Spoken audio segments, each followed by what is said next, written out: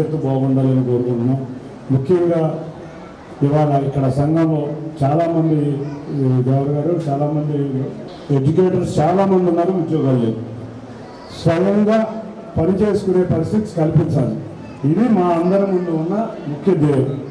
మా జవహర్ గారు మొన్న వచ్చి ఒకటే కోరారు, మా సంఘం తరఫున అంత ముందెప్పుడో రాజగోపాల్ గారు అరేంజ్ చేశారు, బ్యాంకులతో మాట్లాడి వాళ్ళ స్వయం లోన్లు మీరు అరేంజ్ చేయాలి సార్, మా దగ్గర 10,000 మంది పైన ఉన్నారు, వాళ్ళందరూ వాళ్ళ కాళ్ళ మీద నిలబడాలి. మేమందరం మా నాయకులందరం కోరుకునేది కూడా అదే, ఎవరి కాళ్ళ మీద వాళ్ళు నిలబడాలి. కాబట్టి మేము తప్పకుండా ఈ దాంట్లో రేపు నేను తప్పకుండా చేసి మీ కాళ్ళ మీద మీరు నిలబడేటట్టు, నేనేదో విజయవాడని ప్యారిస్ చేస్తాను ఇంకోటి చేస్తానని నేను చెప్పను, కానీ మీకు అందరూ ఎవరి కాళ్ళ మీద వాళ్ళు నిలబడే దాంట్లో గద్దె రామ్మోహన్ రావుతో పాటు ఈ ఈస్ట్ నియోజకవర్గంలో ముఖ్యంగా ఈ కృష్ణలంక ప్రాంతంలో నేను కూడా తప్పకుండా ఉండి, వారు ఎంపీగా ఉన్నప్పుడు ఇటువంటి ఎన్నో చేశారు, వారి బాటలోనే నేను కూడా నడుస్తున్నాను. తిరువూరులో ఒక సంఘటన జరిగింది. మేము 100 మిషన్లు ఇచ్చాం.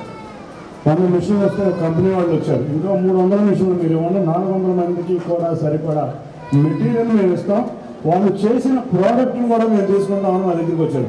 అటువంటి స్వయం ఉపాధి కల్పించడమే మా ధ్యేయం, వేరే విషయమే లేదు. ఇప్పుడు దాకా మేము ఆలోచించిన డెవలప్మెంట్, అదే డెవలప్మెంట్తో పాటు స్వయం ఉపాధి, ఇప్పుడు విజయవాడలో స్వయం ఉపాధి కల్పించడమే మా అందరి యొక్క ముఖ్య ధ్యేయం.